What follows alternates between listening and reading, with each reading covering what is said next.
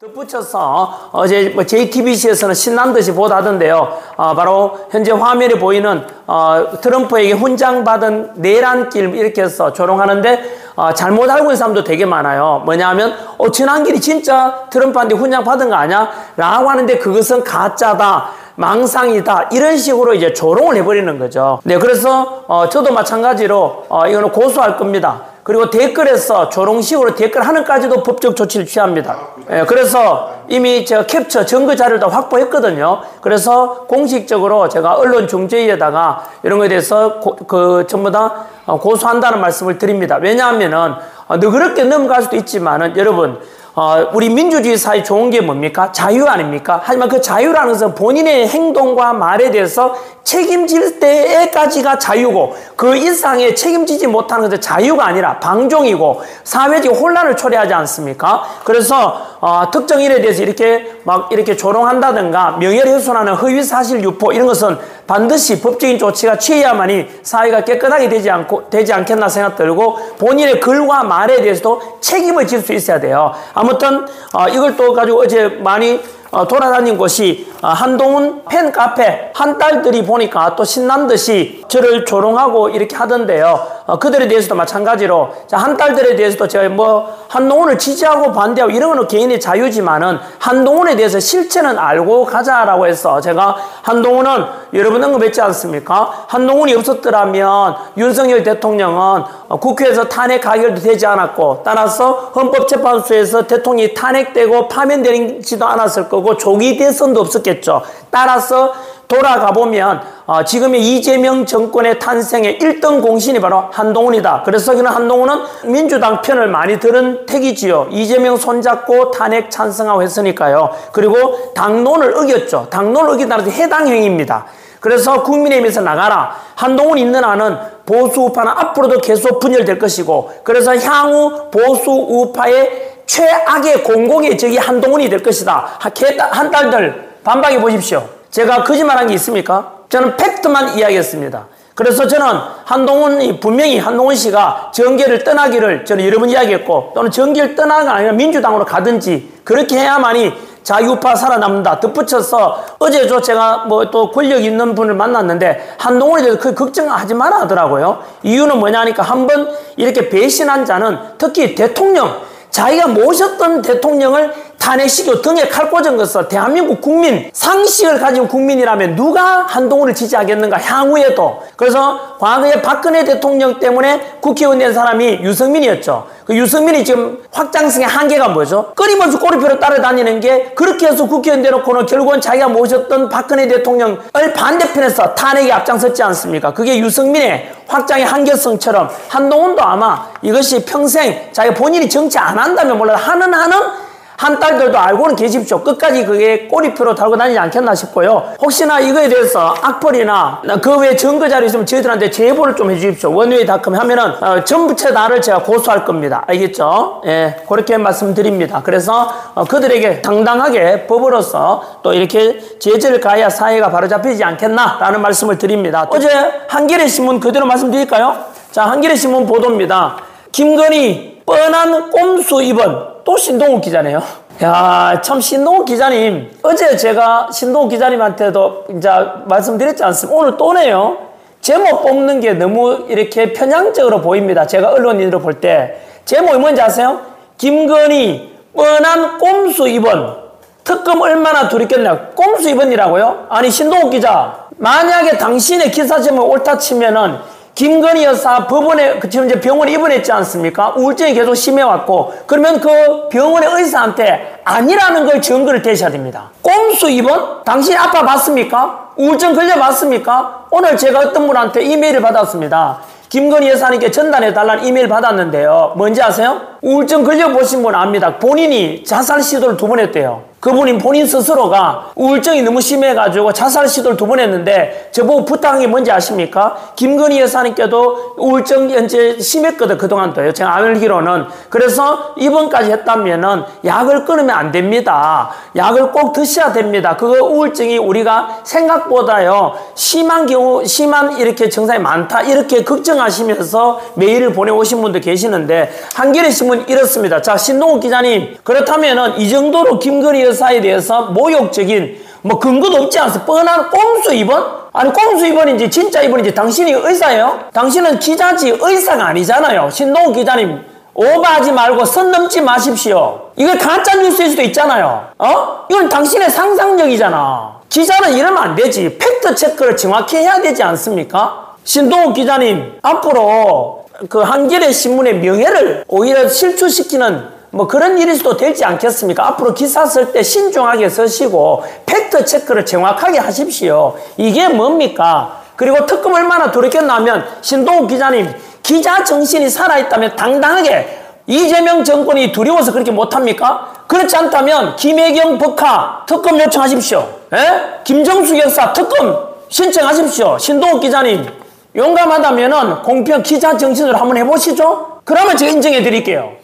자, 그 다음에 이재명은 이란을 편들고 G7은 이스라엘 편들고 오늘 이거 뉴스 자료에 나와 있는데 맞아요. 외교부와 미리 말씀 외교부에서는 이스라엘의 이란 공격에 대해서 상황 악화시키는 행동을 규탄했고 이게 외교부와 이재명 정부의 발언이에요.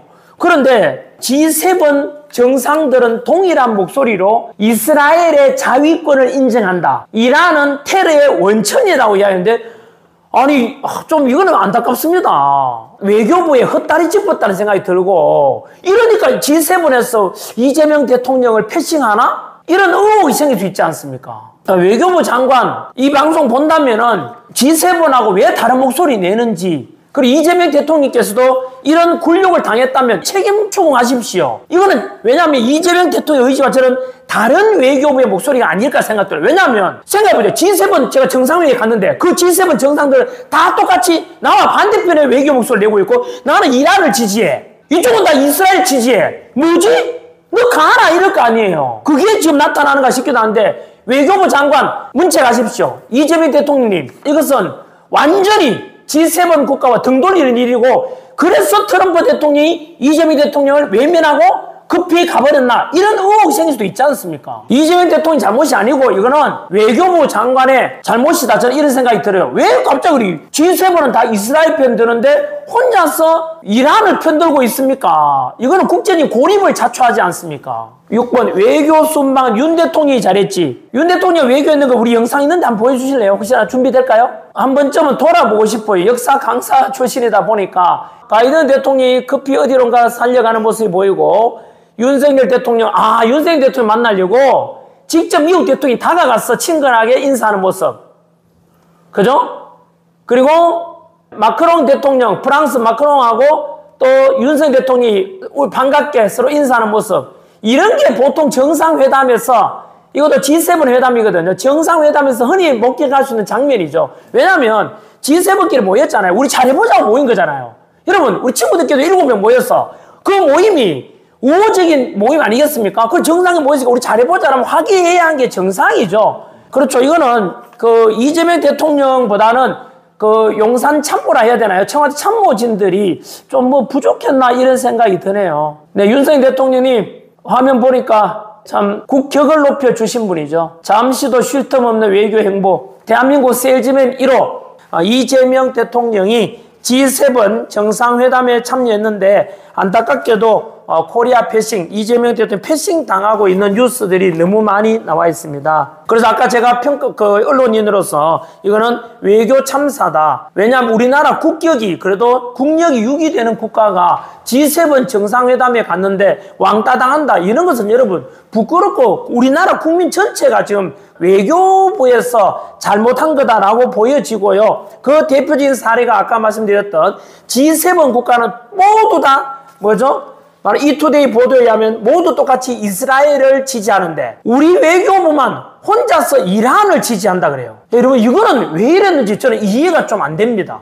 외교부가 왜 이렇게 했는지 이러니까 오해가 생길 수 있지 않습니까? 그래서 코리아를 패싱하나? 왕따가 되는 거 아닙니까? 국제적인. 그 다음에 미디어워치 보도에 의하면 캐나다 카니 총리가 한국 이재명을 제외한 전 참가국들과 양자회동, 쉽게 말하면 이번에 초청국이 캐나다지 않습니까? 캐나다 총리는 자기 나라에 왔는 정상들이 왔으니까 당연히 그 정상들을 초청한 입장에서 1대1 정상회담이 다 이루어진다 하는데 유독 이재명 대통령만 제외되어 있다라는 안타까운 이런 뉴스가 있습니다. 그리고 또 아시다시피 아까 윤석열 대통령은 미국 가서 G7 정상회담 때 당시에 미국 바이든 대통령하고 너무나 사이좋게 이렇게 대화하는 모습이 나왔는데 안타깝게도 이재명 대통령이 지금 대통령 당선되자마자 3일 만에 겨우 통화했다고 알려지고 그죠. 두 번째, 이번에 G7 정상회담 가서 제일 친한 게 한미동맹 아닙니까? 우리한테는 미국이 중요하죠. 트럼프 대통령하고 최소한 인사 정도는 할 수 있고 있잖아요. 만나가지고 정상회담 정도는 할 수 있지라고 기대를 했는데 일본 이시바 총리하고 트럼프 대통령하고는 이렇게 정상회담이 이루어지는 장면인데 트럼프 대통령이 이재명 대통령은 이렇게 패싱하고 그냥 미국으로 가버리는 거에 대해서 언론에서는 지금 이스라엘 이란 전쟁 때문이라는 보도도 있고 또 더 중요한 이유도 있다 이런 이야기도 나옵니다만 어쨌든 이재명 대통령 입장에도 얼마나 안타깝겠습니까? 왜냐하면 이재명 대통령 입장에서는 어쨌든 국민들에게 안보는 그래도 믿어주십시오라고 하고 싶었을 것 아니겠습니까? 그런데 트럼프 대통령이 가버리니까 얼마나 당황스럽겠습니까? 그래서 멀리 캐나다까지 갔는데 빈손으로 오게 된다면은 굉장히 좀 우리나라 이재명 대통령을 넘어서 대한민국 국가 차원에서도 안타까운 일이다. 저는 그런 생각이 듭니다. 어제 했던 거죠? 10억 어제 분명히 요청했습니다. 이번 6.3 대선에 대해서 부정선거를 밝힐 수 있는 증거들은 박주연 변호사 TV 이런데 이영돈 TV가 많거든요. 그럼에도 불구하고 선관위 내부자 중에서 혹시라도 국가를 위해서 전 국민을 위해서 대한민국 민주주의의 초석을 다진다는 생각으로 이 선거 문제를 공개 투명한다 이런 사명감 가진 분 계시면은 저희 전한길 뉴스 유튜브 채널 말고 원웨이닷컴에 가서 제보를 주시면은 결정적인 제보를 주신 분한테 세금 떼고 제가 내드릴 테니까 15억 정도입니다. 15억 정도 온전히 가져갈 수 있도록 제가 스포트 해드린다 라고 한 번 더 말씀드립니다. 그렇게 해서라도 대한민국이 정말로 민주주의가 되찾아지고 그리고 정의와 진실을 밝힐 수 있는 그런 용기 있는 분을 기다립니다.